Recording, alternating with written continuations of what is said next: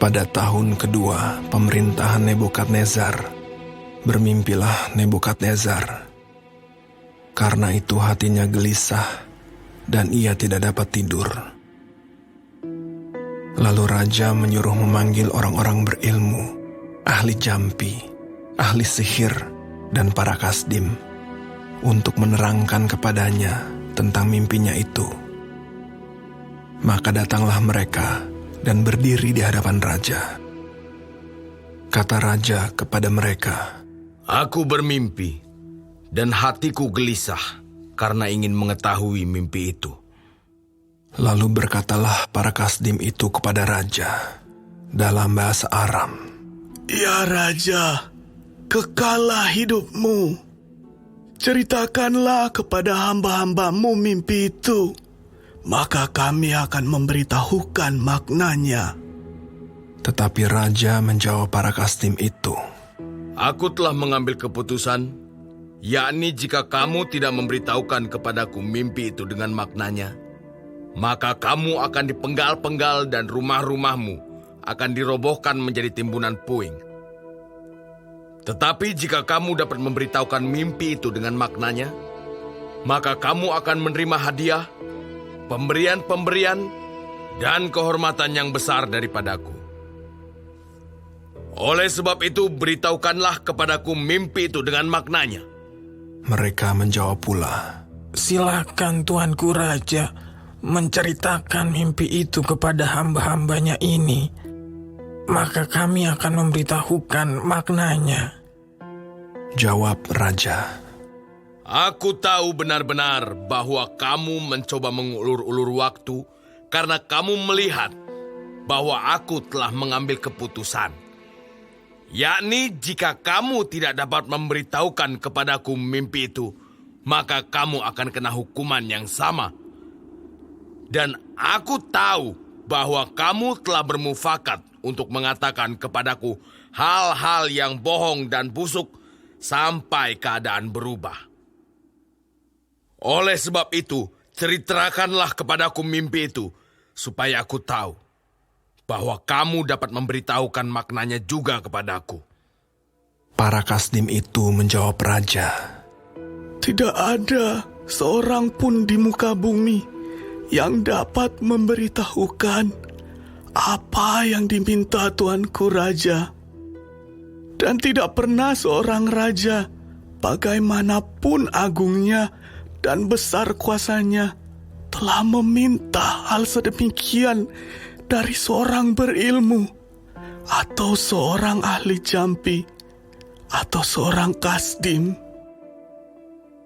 Apa yang diminta Tuanku Raja adalah terlalu berat, dan tidak ada seorang pun yang dapat memberitahukannya kepada Tuanku Raja, selain dari dewa-dewa yang tidak berdiam di antara manusia." Maka raja menjadi sangat geram dan murka karena hal itu. Lalu dititahkannya lah untuk melenyapkan semua orang bijaksana di Babel. Ketika titah dikeluarkan supaya orang-orang bijaksana dibunuh, maka Daniel dan teman-temannya pun terancam akan dibunuh. Lalu berkatalah Daniel dengan cerdik dan bijaksana kepada Aryok, pemimpin pengawal raja yang telah pergi untuk membunuh orang-orang bijaksana di Babel itu.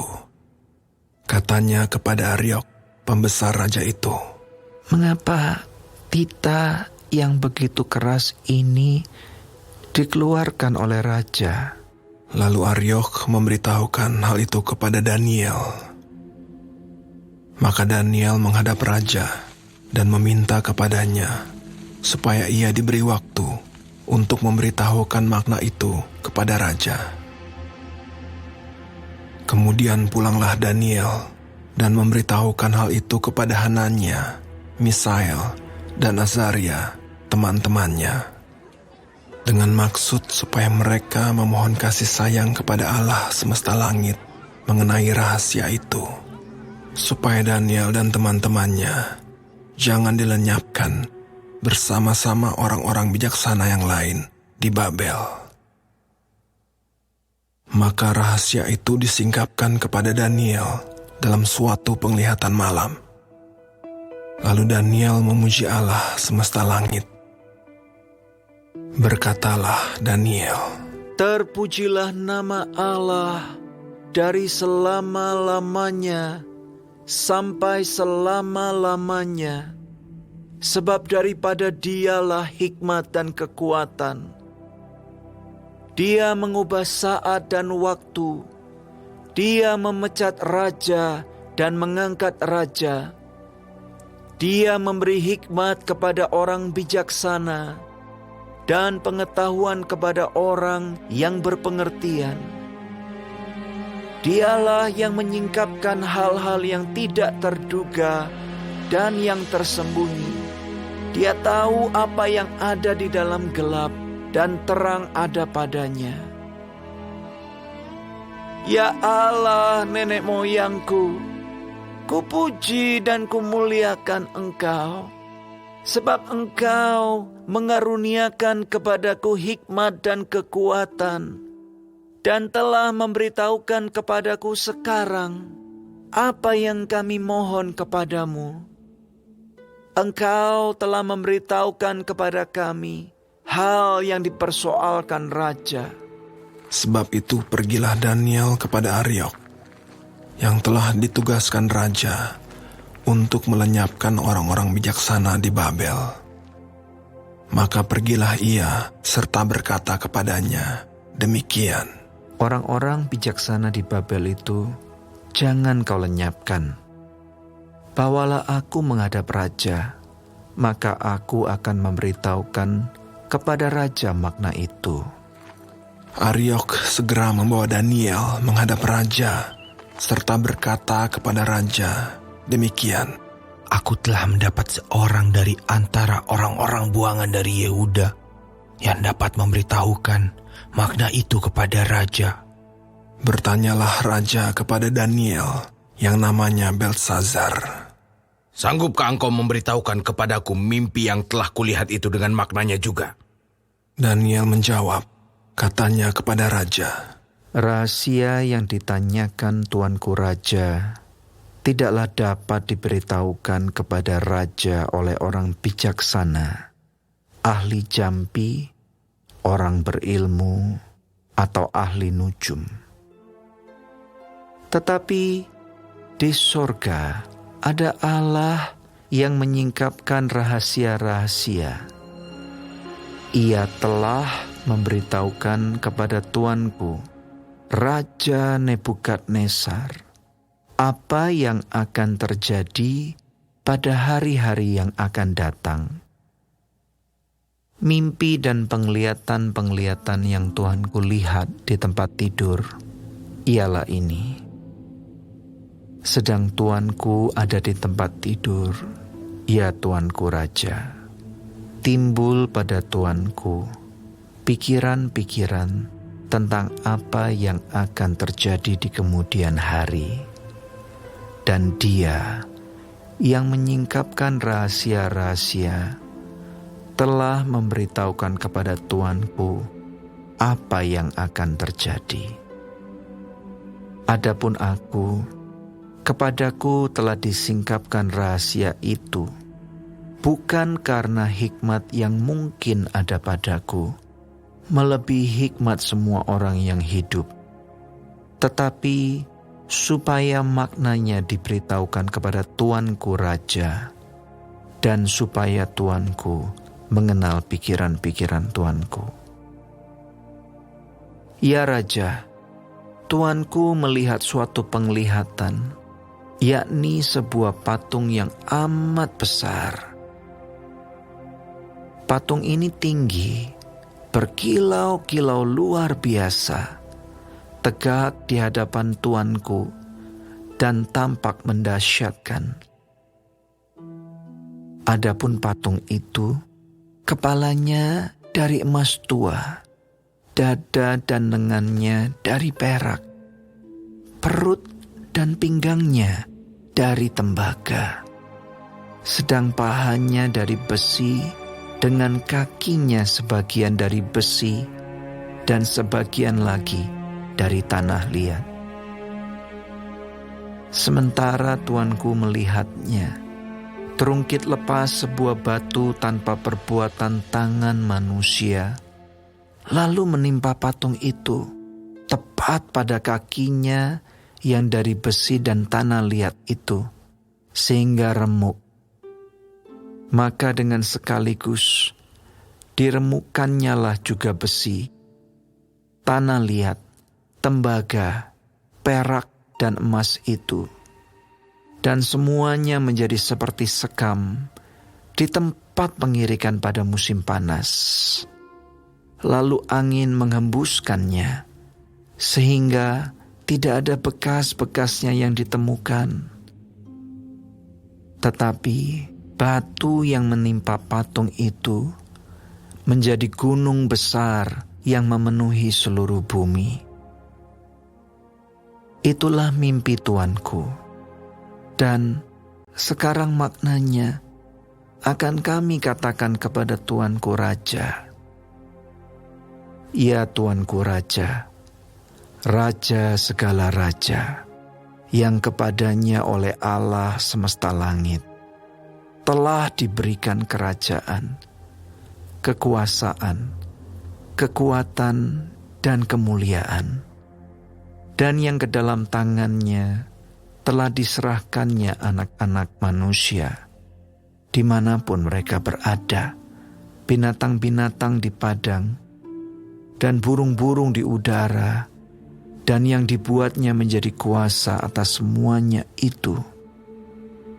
Tuankulah kepala yang dari emas itu. Tetapi sesudah tuanku akan muncul suatu kerajaan lain yang kurang besar dari kerajaan tuanku, kemudian suatu kerajaan lagi, yakni yang ketiga dari tembaga yang akan berkuasa atas seluruh bumi. Sesudah itu akan ada suatu kerajaan yang keempat, yang keras seperti besi, tepat seperti besi yang meremukkan dan menghancurkan segala sesuatu, dan seperti besi yang menghancur luluhkan, maka kerajaan ini akan meremukkan dan menghancur luluhkan semuanya. Dan seperti tuanku lihat kaki dan jari-jarinya, sebagian dari tanah liat tukang periuk, dan sebagian lagi dari besi. Itu berarti bahwa kerajaan itu terbagi. Memang kerajaan itu juga keras seperti besi.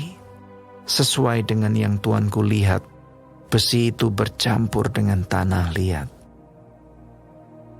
Tetapi sebagaimana jari-jari kaki itu, sebagian dari besi dan sebagian lagi dari tanah liat, demikianlah kerajaan itu akan menjadi keras sebagian dan rapuh sebagian. Seperti tuanku lihat, besi bercampur dengan tanah liat. Itu berarti mereka akan bercampur oleh perkawinan, tetapi tidak akan merupakan satu kesatuan. Seperti besi tidak dapat bercampur dengan tanah liat. Tetapi pada zaman raja-raja, Allah semesta langit akan mendirikan suatu kerajaan yang tidak akan binasa sampai selama-lamanya, dan kekuasaan tidak akan beralih lagi kepada bangsa lain. Kerajaan itu akan meremukkan segala kerajaan dan menghabisinya. Tetapi kerajaan itu sendiri akan tetap untuk selama-lamanya. Tepat seperti yang tuanku lihat, bahwa tanpa perbuatan tangan manusia, sebuah batu terungkit lepas dari gunung dan meremukkan besi, tembaga, tanah liat, perak dan emas itu. Allah yang Maha Besar telah memberitahukan kepada tuanku raja apa yang akan terjadi di kemudian hari. Mimpi itu adalah benar dan maknanya dapat dipercayai. Lalu sujudlah Raja Nebukadnezar serta menyembah Daniel. Juga dititahkannya mempersembahkan korban dan bau-bauan kepadanya. Berkatalah raja kepada Daniel, Sesungguhnya lah, Allahmu itu Allah yang mengatasi segala Allah, dan yang berkuasa atas segala raja, dan yang menyingkapkan rahasia-rahasia, sebab engkau telah dapat menyingkapkan rahasia itu. Lalu raja memuliakan Daniel. Dianugerahinya lah dengan banyak pemberian yang besar, dan dibuatnya dia menjadi penguasa atas seluruh wilayah Babel, dan menjadi kepala semua orang bijaksana di Babel. Atas permintaan Daniel, raja menyerahkan pemerintahan wilayah Babel itu kepada Sadrak, Mesak, dan Abednego, sedang Daniel sendiri tinggal di istana raja.